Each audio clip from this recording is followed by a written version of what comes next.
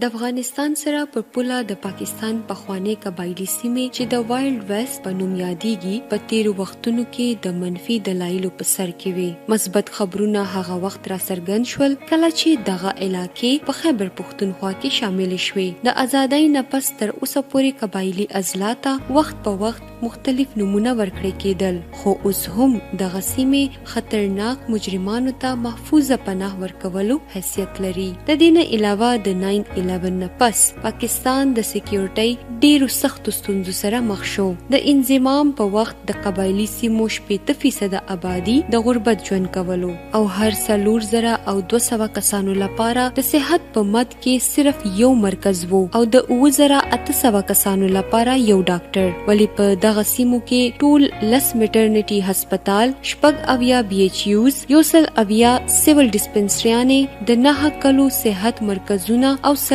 طبي مرکزونه غیر فعال وو. قبایلی سیمو کې د تعلیم شرح 38% وه، کومه چې په قامي کچ د تعلیم شرح 15% نه ډیره کم وه. د پاکستان بندوبستي سیمو په پرایمري سکولونو کې د ماشومانو د داخلي شرح 65%، ولی دلته 52% وه. د امن بحالۍ وروسته پاک فوز په قبایلی سیمو کې د دې سیمو پرمختګ لپاره صحت، تعلیم، ټولنیز او اقتصادي منصوبو باندې په ترجیحي بنیادونو کار شروع کړو.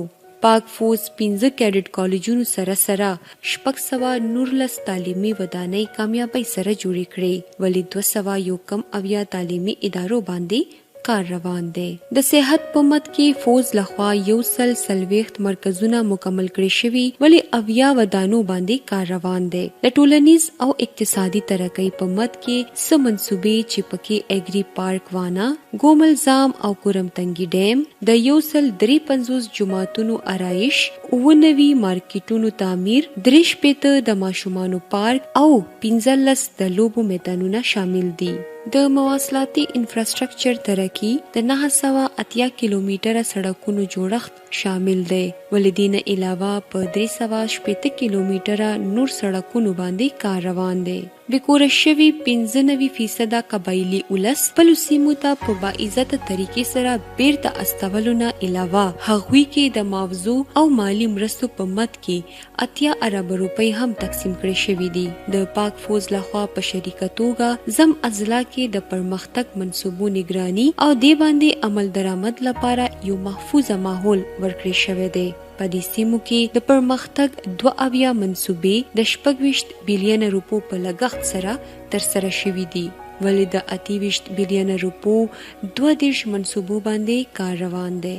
د 14 ارب روپو په لګښت سره د بحالۍ 1800 منصوبې ترسره شوي، ولې د 9 ارب روپو 815 منصوبو باندې کار روان دی او د 15 ارب روپو په لګښت سره جوړیدونکي 680 منصوبې ترسره کیدونکي دي. غیر ملکی فند یا پنګو په مرسته چلیدونکي منصوبو کې د UPAP د 122 پروجیکټس لپاره مالی مرستې شامل دي. دینه علاوه 52 بلین روپو 14 منصوبو لپاره USAID لخوا مرستې شوي دي او د سره د سعودي عرب په مرسته د 2.9 بلین روپو په لګښت سره 29 منصوبو باندې د پاک فوز په نگرانی کې کار روان دی. پاکستان فوز په فعاله توګه د زمشوو ضلعو او د دې د سیمو ترقی او پرمختګ کې برخه اخلي، ولی پاک فوز د اساسي جوړښت، مواصلات او د بحالۍ ګڼ شمیر منصوبې ترسره کړي. خو اوس وخت راغلو چې وفاقي حکومت دې د دغه سیمې هغه منصوبې چې کوم د ځنډ ښکار دي او د ډېری مدیره سره سرته نه دي رسیدلي هغه دې مکمل کړي چې د دغه سیمې خلک د انضمام مراعاتونه فائدہ ترلاسه کړي.